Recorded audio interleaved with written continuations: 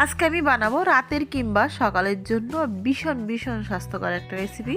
বাড়িতে থাকা কয়েকটা উপকরণ দিয়েই কিন্তু এই স্বাস্থ্যকর খাবারটি বানিয়ে নেওয়া যাবে। সব থেকে ভালো ব্যাপার হলো এটা কয়েক মিনিটের মধ্যে বানানো যাবে।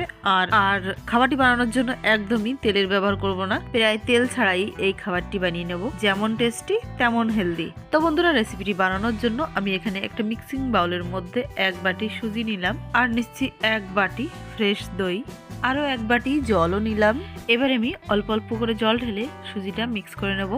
আর এখানে কিন্তু আমার ওই যে 1 বাটি জল নিয়েছিলাম, ওই জলটা পুরোই লেগেছে। আর ব্যাটারের থিকনেসটা ঠিক এইরকম হবে। এবার আমি একটা প্লেট দিয়ে ঢেকে এই মিশ্রণটা রেখে দেবো রেস্টে 10 থেকে 15 মিনিটের জন্য। এদিকে বাড়িতে থাকা কিছু সবজি আমি নিয়েছি, যার মধ্যে একটা গাজর গ্রেট করে নিয়েছি, এক টুকরো আদা গ্রেট করে নিয়েছি, একটা ক্যাপসিকাম খুবই ছোট ছোট করে কেটে নিয়েছি, 2টো পেঁয়াজ খুবই ছোট ছোট করে কেটে নিয়েছি, একটা কাঁচা এবং একটা লাল লঙ্কা কুচি করে নিয়েছি। আর এখানে 10 মিনিট সুজিটা রেস্টে রেখে দেওয়ার পরে সুজিটা কিন্তু অনেকটা ফুলে বেটাটা একটু গাঢ় হয়ে গেছে। আর এই বেটারের গাঢ়ত্বটা ঠিক করার জন্য আমি আরো আধা বাটি জল এর মধ্যে মিশিয়েছি। এবারে এই বেটারের মধ্যে দিয়ে দিচ্ছি স্বাদ মতো লবণ, আর দিয়ে দিচ্ছি পরিমাণ মতো লঙ্কা গুঁড়ি। এখানে অবশ্যই চিলি ফ্লেক্সও ব্যবহার করা যাবে। 2টো উপকরণ মিশ্রণের সাথে একবার একটু ভালো করে মিশিয়ে নিলাম। এবারে যে সবজিগুলো রেডি করে রেখেছিলাম এই বেটারের মধ্যে এক এক করে সব ঢেলে দেবো। তারপরে বেটারের সাথে সবজিগুলো ভালোভাবে একবার মিশিয়ে নেব।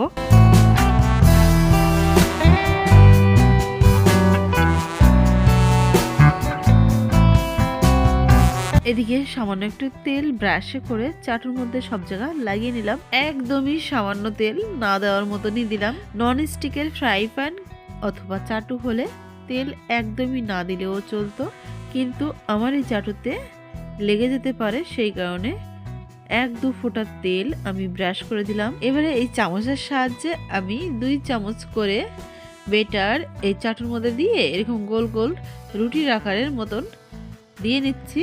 আর এটা হতে কিন্তু 1 থেকে 1.5 মিনিটই টাইম লাগবে।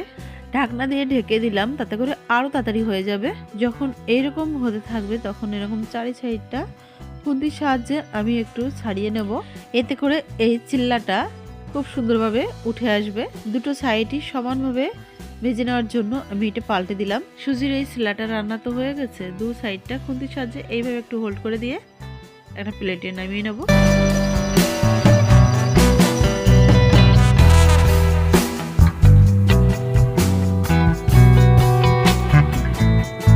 একই রকম ভাবে আমি সব কটা চিল্লা বানিয়ে নেব।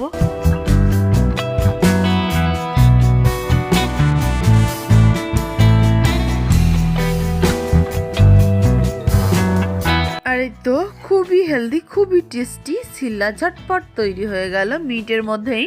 এটা ডিনারে অথবা ব্রেকফাস্টে পারফেক্ট একটা রেসিপি। ভিডিওটি ভালো লাগলে লাইক শেয়ার সাবস্ক্রাইব করতে একদমই ভুলবেন না। দেখা হচ্ছে নতুন একটা রেসিপি ভিডিওর সাথে। খুব ভালো থাকবেন, সুস্থ থাকবেন।